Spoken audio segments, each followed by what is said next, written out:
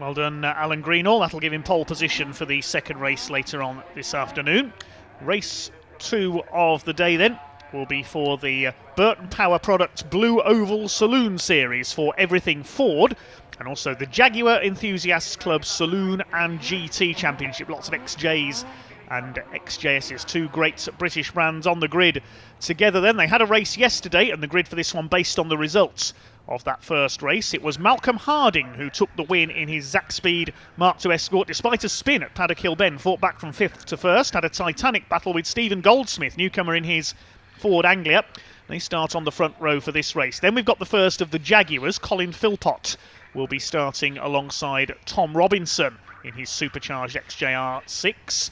The third row, a pair of Mark I Escorts, Tony Paxman and Colin Claxton. They had a big battle yesterday as well.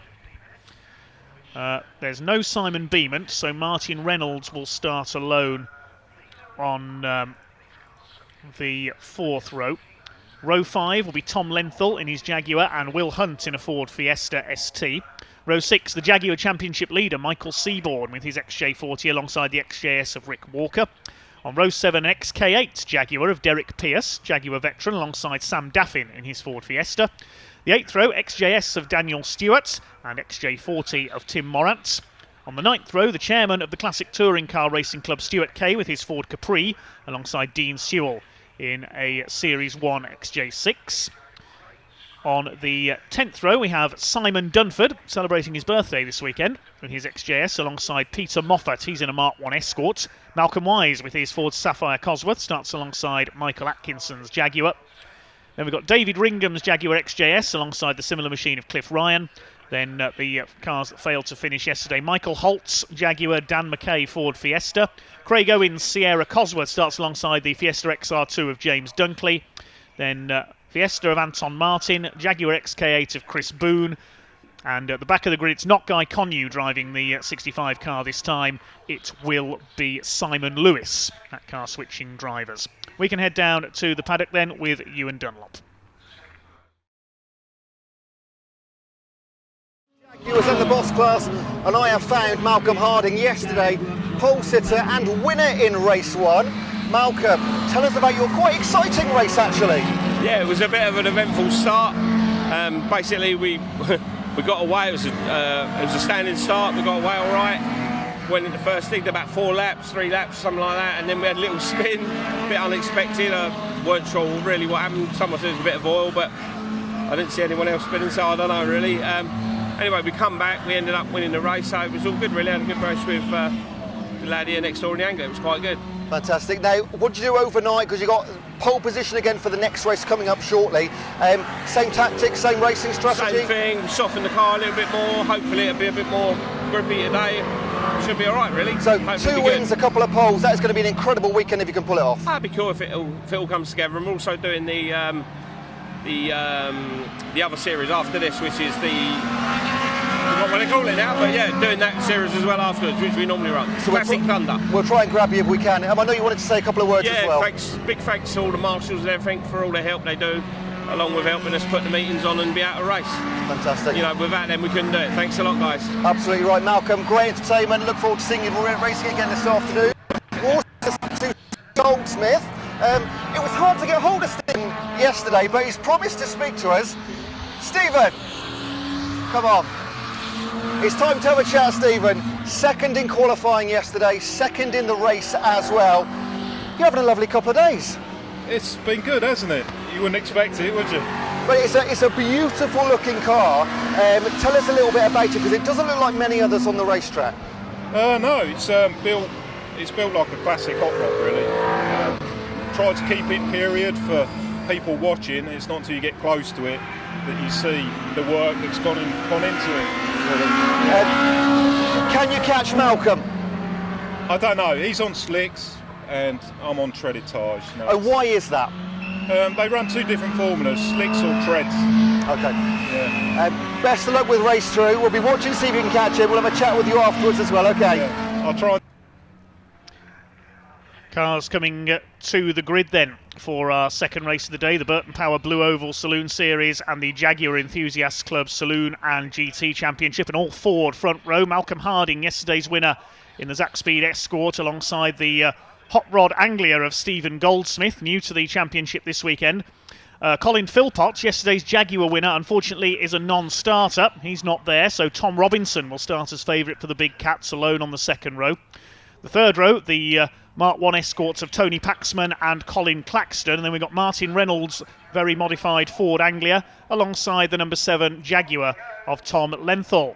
Away they go then, racing over 15 minutes. A super start by Steve Goldsmith in the Anglia. He's got the advantage down into the first corner. We've lost somebody, I think, on the inside there. That was Will Hunt, who got squeezed to the inside in the Fiesta by the look of things. I think he bounced off the arm coat.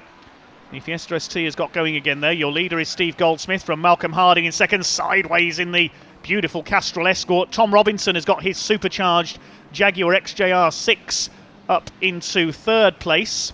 And Colin Claxton with a good start, as he made yesterday, up into fourth in his bewinged Mark 1 Escort. Tom Lenthal in fifth position in the Jaguar XJS, but it is Steve Goldsmith looking for his maiden race win in the Ford Anglia, coming round to complete the first lap. Second place is Malcolm Harding.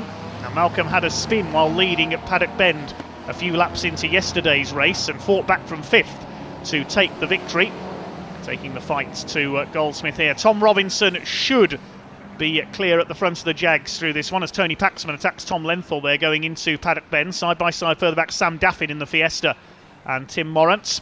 Leaders into Druids for the second time. Goldsmith with Harding right on his tail. Robinson, Claxton, Lenthal, Paxman in sixth, Martin Reynolds in seventh. With all these bewinged, almost space frame Escorts and Anglias out there, it is more like a classic hot rod race on the short ovals. Where's George Polly and Barry Lee? George Polly famous for his Anglias and later his Toyota Starlets. George's grandson Ryan, now a successful circuit racer in Renault Clios.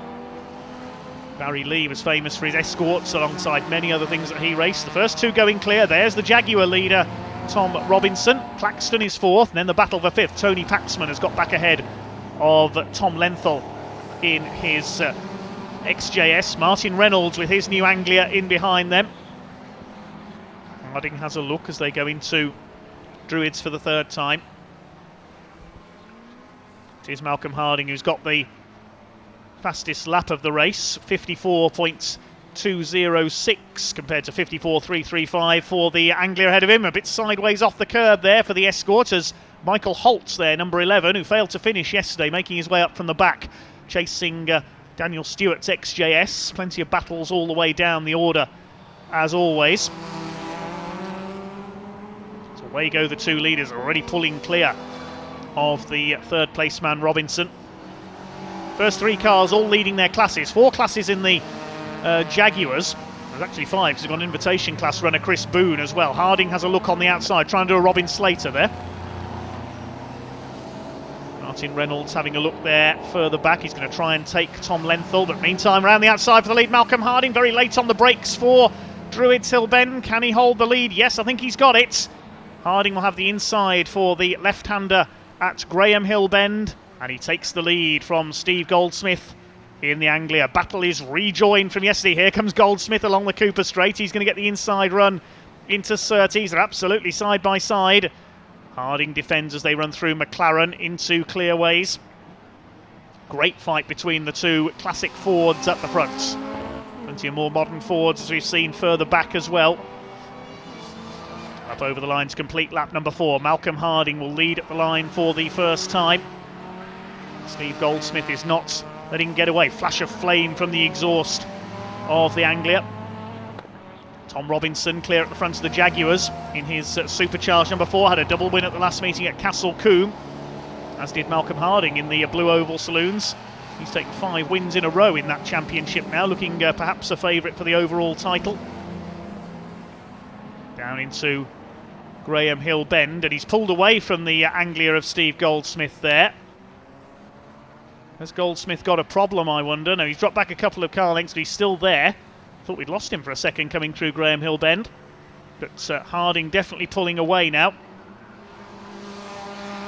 Through Clearways, Clark Curve, then up to the Sir Jack Brabham Straights.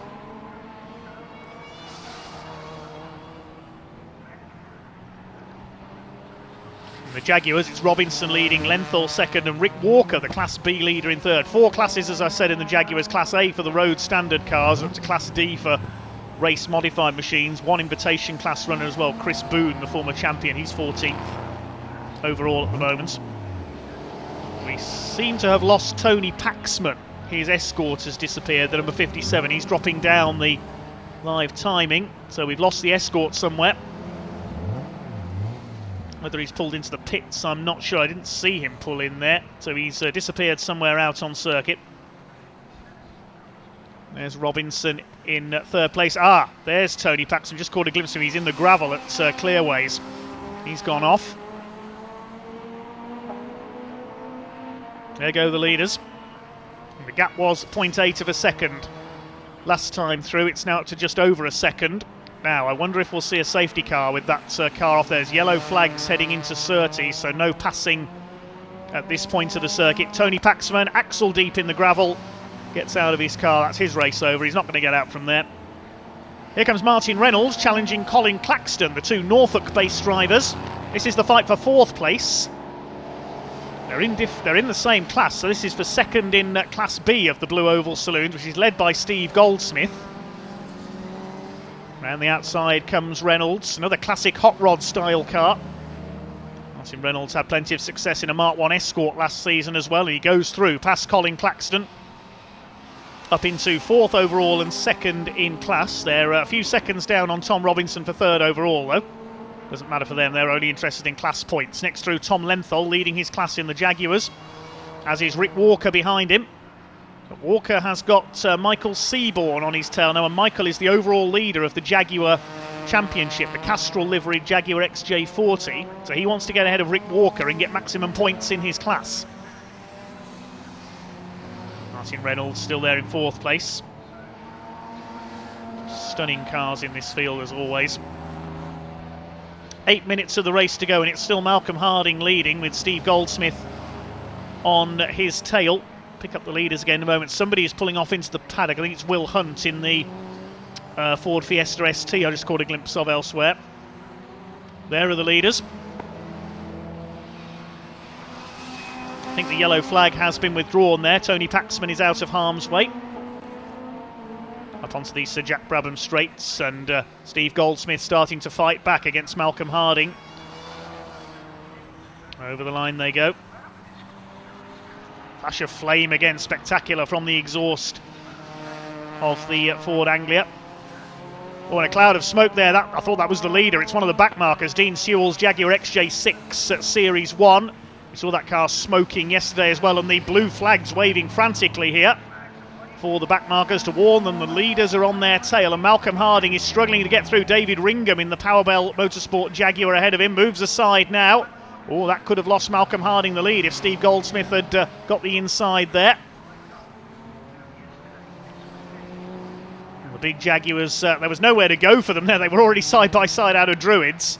Of course, they're having their own battle. There's still a yellow flag there at Clearways, I've just noticed, on the outside from the marshals. So no passing there. Goldsmith goes out wide, trying to close down Malcolm Harding. The battle of the Ford hot rods at the front of the field. Robinson still leads the Jags in 3rd overall, but he's nearly 11 seconds back on these two. And there's another Mark 1 Escort about to be lapped. That's Peter Moffat's version. It's over 6 minutes of this race to go. Well, Peter Moffat didn't see Malcolm Harding there. He turned in. That could have been nasty if Harding had tried to pass there. Be so careful with these back markers. They need to look out for the blue flags. Blue flag means hold your line. There's a faster car coming up on you. Peter Moffat he's not giving way here, and that's held up Steve Goldsmith. There was the yellow flag. That's why Goldsmith couldn't go through there. Apologies there. Yellow flag was still out. So Goldsmith gets through, but he's lost time there to Malcolm Harding as a result of that delay. Nothing he could do there. It is Will Hunt's car we can see in pit lane. I think he hit the barrier coming off the line, clipped the wall on the inside. That could have caused some damage there. The other car I've lost is Chris Boone in his Jaguar XK. It's pulled into the pits. There's Craig Owen being lapped in his lovely Sierra Cosworth. Good to have Craig back racing this year. Father of Alex AJ Owen, the pre-03 touring car champion. We'll see him out in his Honda Civic today as the leaders make their way through the back markers. In terms of class leaders in the Jags, Tom Robinson leads Class D, Tom Lenthal Class C. In Class B, it's still Rick Walker, number 54. In Class A, for the road standard cars, Tim Morant. In Blue Oval, Class S is led by Malcolm Harding for the more special saloon type cars. Class B is led by Steve Goldsmith, our second place car overall. Bit of damage there on Malcolm Wise's car, I noticed, the front bumper hanging loose. In terms of other class leaders, Class E in Blue Oval is led by the Fiesta we just saw there, Dan Mackay, number 59. And the other class entries, Class C, D and Class Invitation, the Jags have all retired. Classes with only 1 or 2 entries.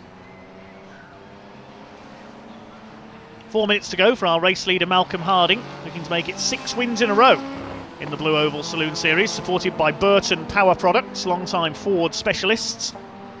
There is Dan Mackay about to go a lap down, a man from Kendal in the very north of England. Long journey to Brands Hatch today. Here's a battle in the Jags. Now this is for the lead, I think, of Class B. Rick Walker, Michael Seaborn and Derek Pearce we saw there. Here they come. Rick Walker in the green XJS leads it, but Michael Seaborn trying to get through. And there's a car stopped, I can tell you, on the run into Paddock Hill Bend. Michael Holt has come to a stop on the inside of the run to Paddock Hill Bend. There he is. So Michael Holt gets out of his car. That's on the edge of the circuit. Now that could bring out the safety car. He's on the pit lane exit there. So I thought I saw a car pulled up there. Bit of smoke there from David Ringham's Jaguar. He's a lap down. And the leader's coming up to lap, I think that's Tim Morant's Jaguar. He moves aside, the big XJ40. It's Malcolm Harding, 3 minutes to go, crosses the line. I think that car is safely far out of the way there because it's got the pit lane exit between itself and the edge of the track. We come into the closing stages now. It's looking good for an overall win for Malcolm Harding. Steve Goldsmith has dropped back by a couple of seconds. He seems to be struggling a bit to deal with the back markers. Tim Morant there, you'll notice in the colours of the old Jaguar Formula 1 team from the early 2000s. Great to see a few tribute liveries on these big cats. Tom Robinson in the British Racing green and whites, the colours that the Jaguar Group C team used briefly before Silk Cut came on board. And creating one of the greatest racing liveries that I've seen, certainly a personal favourite of mine, the Silk Cut Jags. Daniel Stewart about to go a lap down in his XJS. Through goes Harding and Sam Daffin's Fiesta as well. Here's that battle, and Michael Seaborn's lost a place to Derek Pearce in the XK8, the newer Jag. So it could be bad news for Michael Seaborn. It might affect his overall championship lead. He lost that on the previous lap. Well, the lead gap is now up to 2.8 seconds for Malcolm Harding, so Steve Goldsmith is definitely dropping back here. And they're nearly 23 seconds up on Tom Robinson, who's still leading the Jags. Just saw him in the background there going up Halewood Rise. That's the advantage the two Fords have got. Malcolm Wise fighting it out there with Dan Mackay. They're 12th and 13th overall. Now a lap down. Craig Owen has pulled the Sierra into the pits. Another retirement, unfortunately, for him. Steve Goldsmith, he must have been delayed somewhere. Look at the way he's throwing that Anglia out of Clark Curve there. Said it looks like a classic hot rod. He's driving it like a classic hot rod, hanging the tail out. Trying to catch back up to Malcolm Harding, but he's now over 3 seconds behind. There's yellow flags out on the run into paddock. You can see there from the marshals on the right of your screen.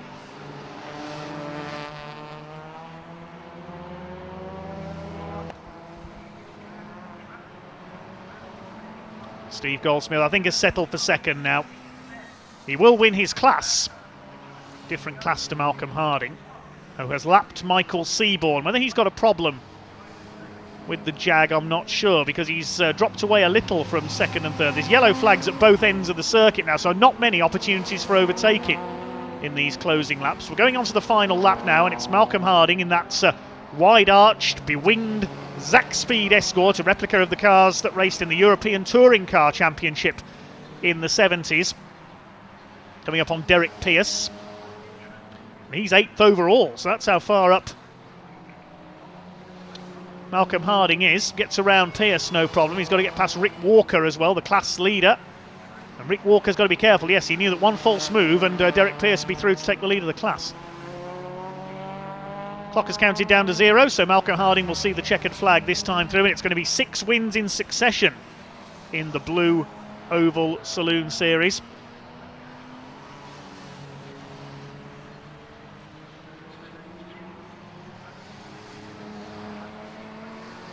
Round Clearways and Clark Curve for the final time, passing Tony Paxman's stranded car, and here he comes up towards the line. Malcolm Harding takes another victory. He's dominating Blue Oval this season. Steve Goldsmith comes over in second, 3.4 seconds back, and a big cloud of smoke there. Was that tyre smoke or was it engine smoke from Michael Seaborn? I think he locked the tyres up there coming into paddock, having crossed the line.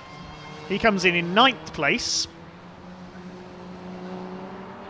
Third overall is going to be Tom Robinson, and he will win the Jaguar Enthusiast Club Saloon and GT Championship race. There he goes over the line, beaten by Colin Philpott yesterday. Colin a non-starter today. It'll be Martin Reynolds, 4th overall. Good run by him. And it should be Colin Claxton in 5th place in his Mark 1 Escorts. A lot of lap traffic as well. I think we only had 6 cars on the lead lap at the end of that one. There's Claxton over the line for 5th position. And it will be Tom Lenthal's Jag in a class-winning 6th place. Rick Walker 7th, then Pearce, Seaborn and Sam Daffin round out the top 10.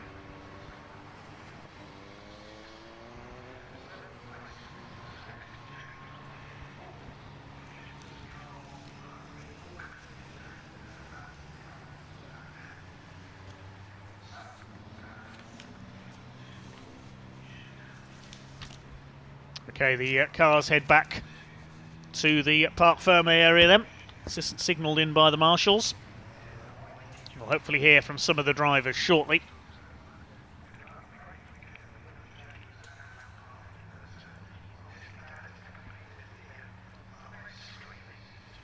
A couple of cars to be towed in. We've got Tony Paxman's car to be extricated from the gravel at Clearways. Michael Holt's Jaguar to be towed in from the entry to Paddock Bend as well.